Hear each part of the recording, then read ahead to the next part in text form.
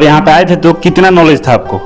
हमको नॉलेज तो ट्रेड के बारे में हमको 1% नॉलेज नहीं था। को लगा कि इस सब में कुछ है नहीं, चलते हैं। सुबह में क्लास जाते थे, फिर शाम को जब क्लास 12 बजे आते थे तो लाइब्रेरी हम चले जाते थे पढ़ने। उस समय हमको ट्रेड का 1% जानकारी नहीं था। हमको तो लिस्ट, स्टील रूल का लिस्ट काउंट भी नहीं मालूम था।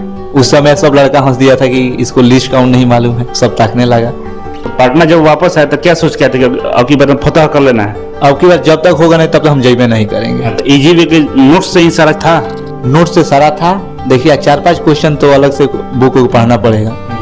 उस समय बाकी जिस समय रिजल्ट आया हमको यकीन नहीं होता कि हमारे है ना, 2-3 बार उसको चेक किए तब बोले, तब थोड़ा घरे जाना है। इसकी इस तैयारी के दौरान में कौन कौन से दिक्कतों का सामना करना पड़ा?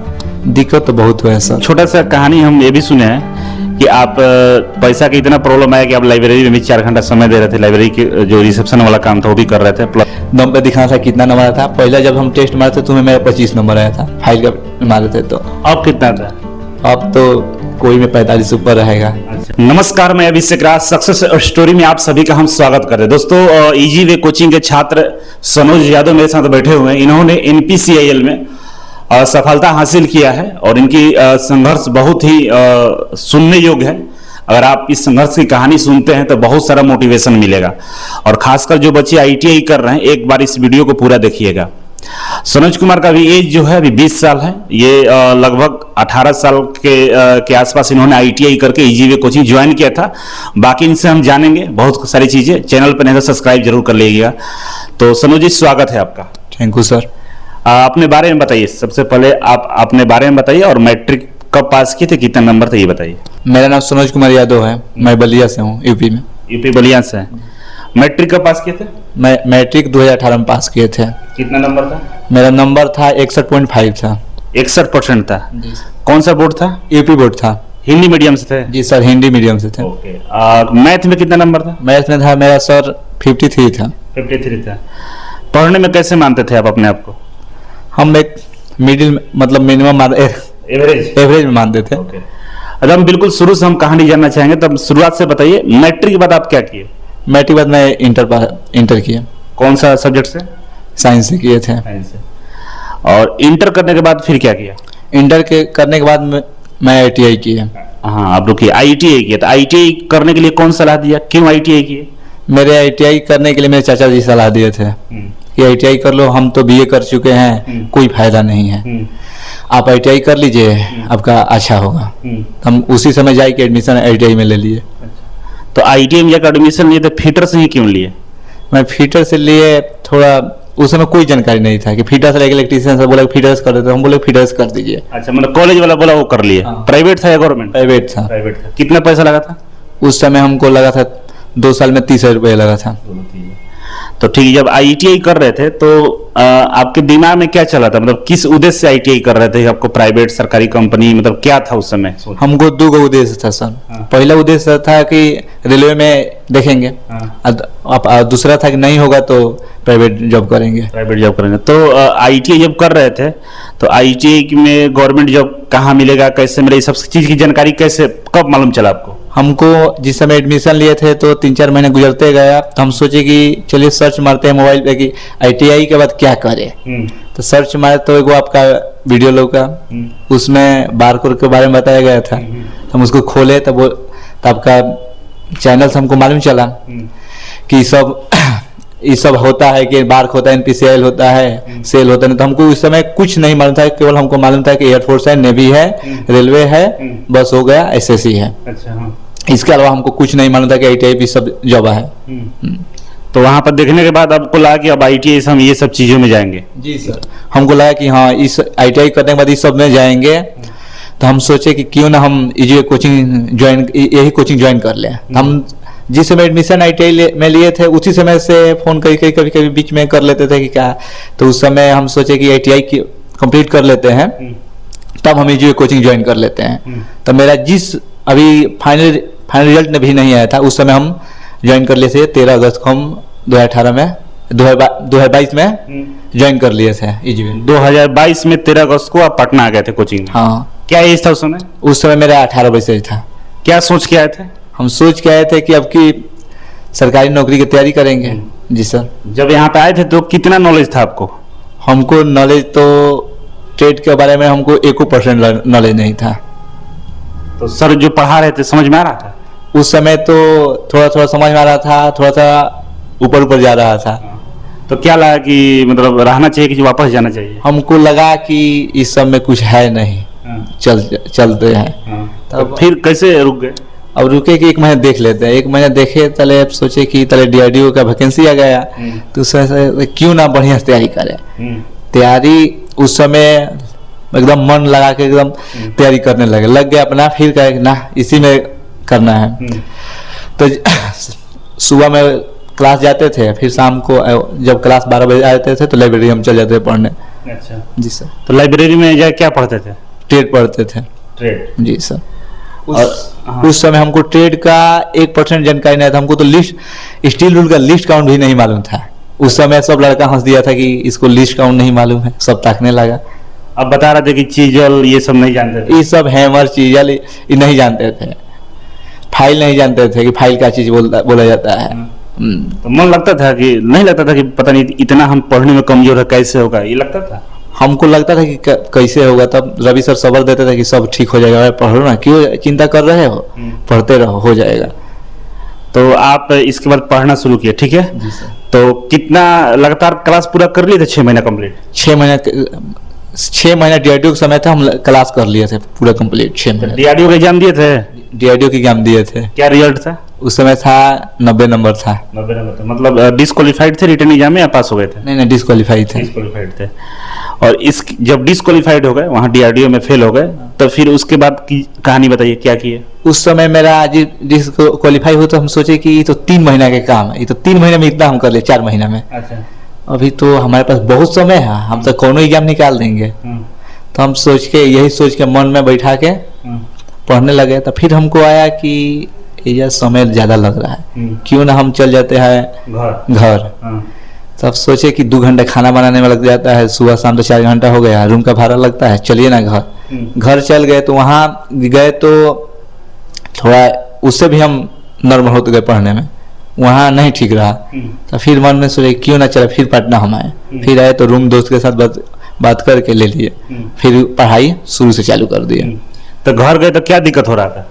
वो पढ़ने में नहीं हो पा रहा था, सब पारिवारिक में सर नहीं होता है पढ़ाई। जैसे बहुत सारे बच्चों का रहता है कि सर हम ऑनलाइन पढ़ रहे हैं, घर से पढ़ रहे हैं, घर चले जाएंगे, क्या आपका राय क्या है इस पे? इस पे तो मेरा राय है कि नहीं हो पाएगा, पॉसिबल नहीं है। ऑनलाइन लेके भले बहरी में रह के पढ़ लीजिए, भाई घर नहीं। हाँ, बाहर में रूम लेके पढ़ लीजिए, ऑनलाइन ले लीजिए, कोनो दिक्कत नहीं है।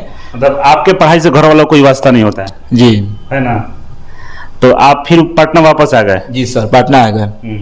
तो पटना जब वापस आए तो क्या सोच के आए थे कि अब की बार फतह कर लेना है? अब की बार जब तक होगा नहीं तब तक हम जइबे नहीं करेंगे। अच्छा। हाँ, यही सोच के चालू किया। इसके बाद कौन सा एग्जाम दिए DRDO के बाद? DRDO के बाद हम सर NPCL के एग्जाम दिए थे, नरोड़ा में दिए थे, तो उसमें भी मेरा नहीं हुआ।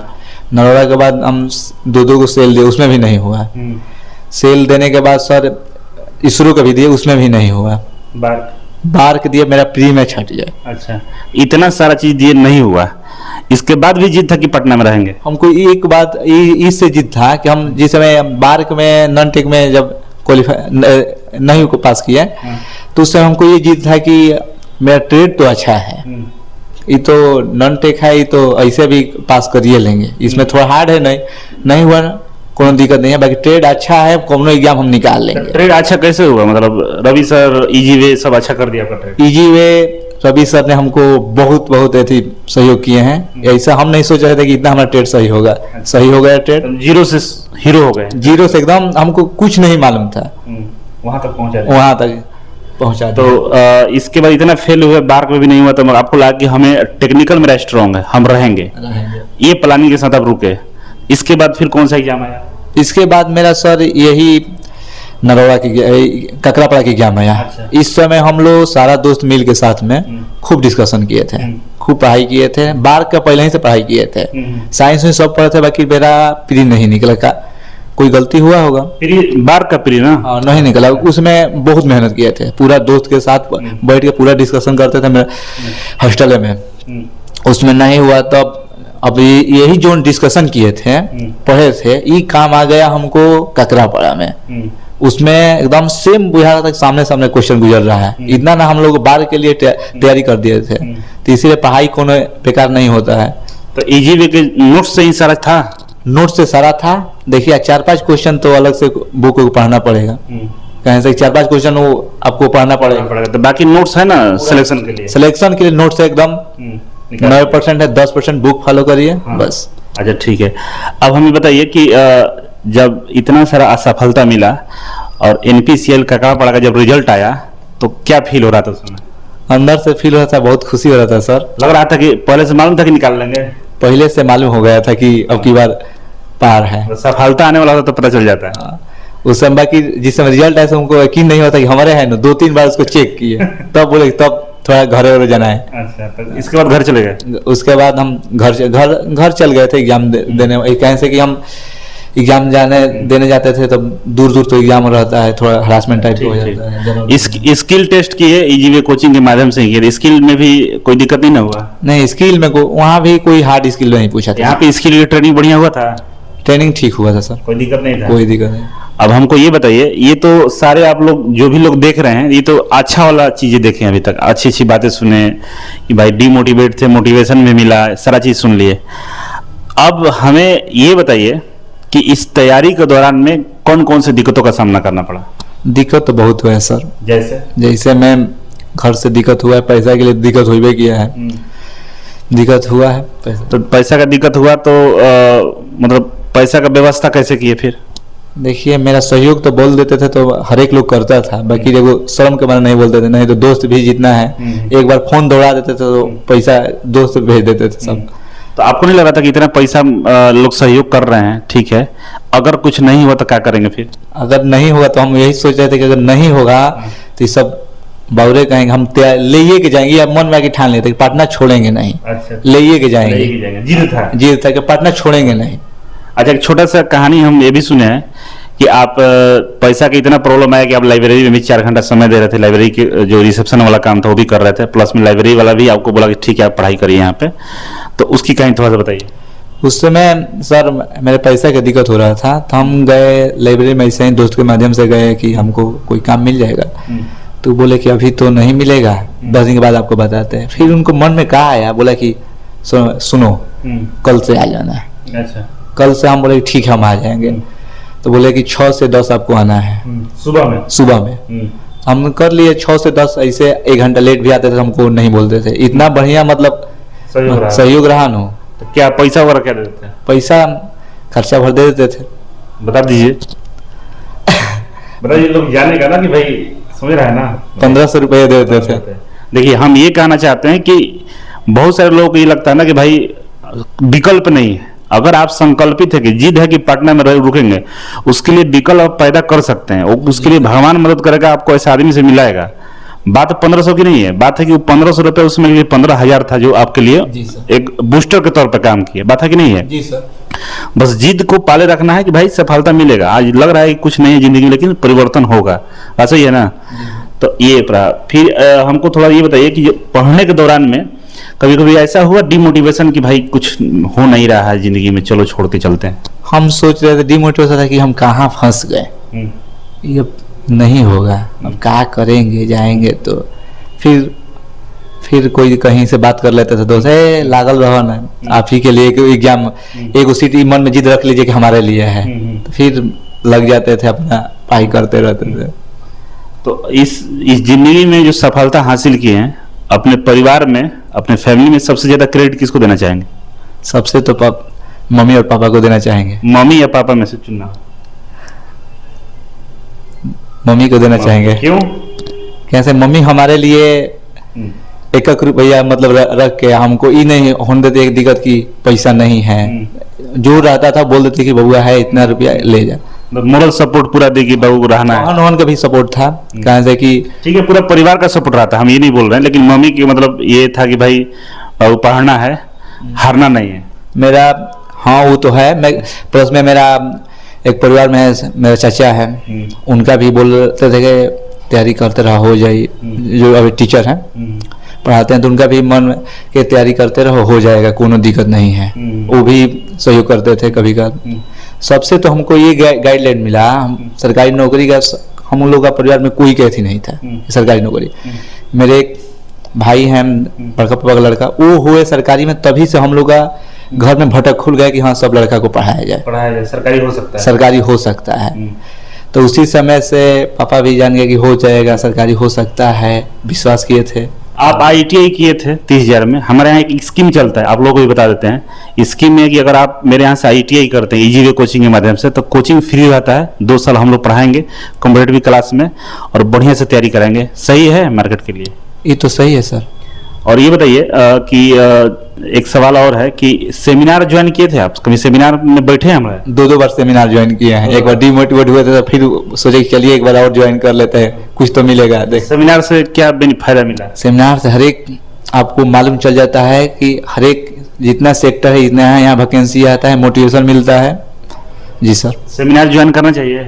सेमिनार तो जरूर ज्वाइन करना चाहिए, उसमें मालूम हो जाता है कि हाँ यहाँ है वैकेंसी, क्या करना चाहिए, कैसे प्लानिंग करना चाहिए, ये सब हो जाता है। 8 सितंबर को सेमिनार होने वाला है, क्योंकि देखिए मेरा कैंडिडेट है जो सिलेक्ट है, आज 20 साल का लड़का है। इसके साथ पढ़ने वाले लोग आज भी मुसलमपुर हाट में रगड़ रहे हैं, मतलब तैयारी कर रहे हैं SSC का, पत्रा ने फलना ढिमका बहुत सारा चीज। और ये बच्चा ITI के दम पे आज NPCIL में है, जो भारत के जो एटॉमिक एनर्जी डिपार्टमेंट है उसके एक महारत्न कंपनी की लिस्ट में आती है। और पूरा एकदम स्वर्ग में चल गए हो बाबू, ठीक ना? जाओगे तो पता चलेगा। बाकी गांव में सर ऐसा नहीं होता है, बोलते हैं कि तो लिमिटेड है। और दूसरे से क्या मतलब है? जब उधर से आओगे ना नौकरी करके, जब तुम्हारा रुतबा 10 साल बाद लोग देखेगा ना, तब मालूम चलेगा। क्योंकि गांव में किसको मालूम है कि NPCIL क्या होता है? लेकिन आपको तो पता है, हमको पता है वो चीज क्या है, ठीक है? वो तो हमको थोड़ा सा पढ़ाई के बारे में बताइए, पढ़ते कैसे थे? पढ़ते थे, जिस समय आए थे उस समय से मेरा 2-3 महीना तक हम तो हॉस्टल में रह के पढ़ाई किए थे। तो उस समय उठी जितना नीचे वाला पढ़ता था उसके देखा देखी ये तो हमसे टेस्ट में ज्यादा मार लेगा नंबर, उससे एकदम उससे हम ज्यादा कर सोचते थे कि इससे ज्यादा पढ़ ले। एक बार हम लोग के दोस्त के साथ नीचे वाले के हमको आए थे, जिस समय हमको बुक तो कुछ नहीं था, तो बुक से टेस्ट में जाते मारने में पहले टेस्ट पहले नहीं मिलता था, अब तो पहले सब कोर्स में दे दिया जा रहा है, उसमें उसी समय लॉगिन किया जाता था।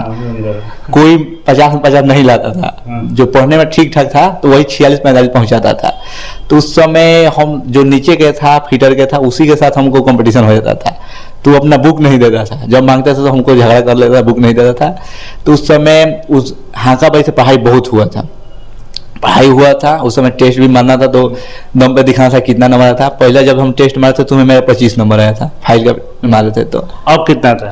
अब तो कोई में 45 ऊपर रहेगा। अच्छा, और जैसे नोट्स बनाए हैं, सेल्फ नोट्स? हाँ, सेल्फ नोट्स बनाए हैं। PDF से पढ़ना चाहिए कि नोट से पढ़ना चाहिए? देखिए, एक बार तो PDF से जरूर पढ़ना चाहिए। PDF मतलब सर का जो पूरा एक बार पढ़ना चाहिए, पूरा क्वेश्चन लगाना चाहिए। आप जब पूरा सब आपको जानकारी हो जाएगा उसके बाद आपका नोट्स काम आएगा। नोट्स बनाना चाहिए ना? नोट्स बनाना चाहिए, शॉर्ट नोट्स बनाना चाहिए। कहने से कि शॉर्ट नोट्स जिस समय एग्जाम 15 दिन रह गया तो उस समय काम आ जाता है। क्वेश्चन का प्रैक्टिस ज्यादा करना चाहिए, थ्योरी ज्यादा पढ़ना चाहिए? थ्योरी कम पढ़ना चाहिए, क्वेश्चन की ज्यादा प्रैक्टिस करना चाहिए। कितने बार प्रैक्टिस किए होंगे? हम क्वेश्चन का तो प्रैक्टिस बहुत बार कर लिए। सेमिनार में हम बोलते हैं कि 10 बार प्रैक्टिस कर लो नौकरी मिल जाएगा, फॉर्मूला सही है? फॉर्मूला ही सही है। 10 बार से ज्यादा किए? हाँ, थ्योरी थोड़ा आपको मालूम रहना चाहिए। ये नहीं कि केवल थ्योरी पढ़ लिए, बस खाली एक बार पढ़ के छोड़ दिया, क्वेश्चन मार रहा है ऊपर कि हाँ इसका यही है तो यही है, ये नहीं होगा। कंसेप्ट क्लियर रखिए, थ्योरी पढ़िए, शॉर्ट नोट्स बना लीजिए, क्वेश्चन का प्रैक्टिस करिए, जिससे थ्योरी भी याद रहेगा। जी, क्वेश्चन का प्रैक्टिस करिएगा तो थ्योरी भी याद रहेगा। कितने घंटे पढ़ लेते थे दिन भर में? दिन भर वही 10 घंटे पढ़ लेते थे। 10 घंटे। खाना बनाते थे? जी, खाना अपना से बनाते थे। दाल चावल घर से लाते थे या? दाल चावल तेल सब कुछ घर से, यहाँ केवल सब्जी, हरियर सब्जी, गैस भराना बस। चलिए, बहुत अच्छा। बागी बलिया के हैं सोनोज बाबू, और बागी भी हैं। कई बार इनको हम डांटे हैं, इतना डांटे हैं कि शायद दूसरा लड़का होता तो भाग ही जाता, लेकिन जीत था कि चलिए गुरु जी हैं, डांट रहे हैं, कोई बात नहीं, और इसके फायदे के लिए ही डांटते थे। और डांट जो होता है ना, गुरु का आशीर्वाद होता है, ठीक है? वो आशीर्वाद मिला NPCIL में। एक सवाल, आखिरी सवाल है, 2-3 सवाल है आखिरी बस। एक पहला कि ITI करना चाहिए कि नहीं? सर, ITI करना चाहिए। किसको करना चाहिए? जो मिडिल क्लास से उनको तो जरूर करना चाहिए, क्योंकि ITI से अगर नहीं जान रहे तो उनको तो अब अपना नहीं जान रहे, जो जान रहे हैं ये कंफर्म है कि जब 20 से 22 वर्ष के एज में मिल जाएगा नौकरी मिल जाएगा। आपको मिला? हमको तो मिला सर। अच्छा ये बताइए कि इजी वे कोचिंग ज्वाइन करना चाहिए कि नहीं ITI करने के बाद? ITI करने के बाद सबसे तो पहला हम देंगे कि इसको ऑल इंडिया में नंबर 1 रैंक देंगे इजी वे कोचिंग को।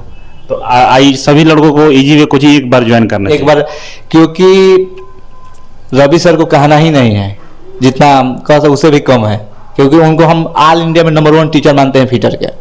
जी सर। तो उनका कृपा बरसा? उनका कृपा हम पे बरसा। हाँ। ये बताइए कि जो बच्चे ITI कर रहे हैं उनके लिए क्या आपका कोई सजेशन? मेरा सजेशन है कि ITI कर रहे हैं तो वो जरूर एक बार इजी वे कोचिंग ज्वाइन करें, जिससे कि उनका भला हो जाए। तो चलिए, बाकी आपकी जिंदगी के लिए बहुत सारी शुभकामनाएं, बहुत आगे तक जाइए, और जो समाज में जो पीछे लोग रह गए उनका भी सहयोग करना है ना, और इजी वे का झंडा हमेशा बुलंद रखना है। बहुत सारी शुभकामनाओं के साथ बहुत बहुत धन्यवाद आप लोगों को देखने के लिए। Thank you so much. Thank you sir.